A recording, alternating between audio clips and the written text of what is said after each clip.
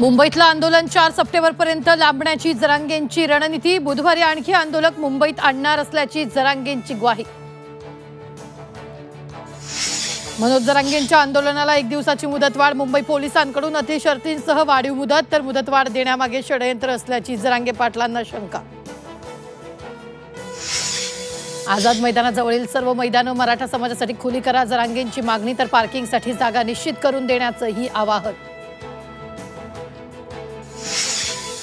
मराठा समाजाच्या आरक्षणासाठी सरकार सकारात्मक, मुख्यमंत्री देवेंद्र फडणवीसांची भूमिका। तर आंदोलनाच्या आडून राजकीय पोळी भाजण्याचा प्रयत्न करू नये, फडणवीसांचा विरोधकांना टोला। महाविकास आघाडीच्या आमदार खासदारांनी घेतली मनोज जरांगेंची भेट, आंदोलनाला पाठिंबा असल्याची भूमिका केली जाहीर।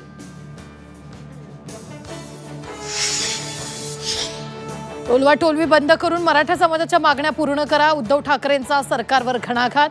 सोयीची भूमिका घेऊन भांडण लावू नका, फडणवीसांचंही ठाकरेंना प्रत्युत्तर।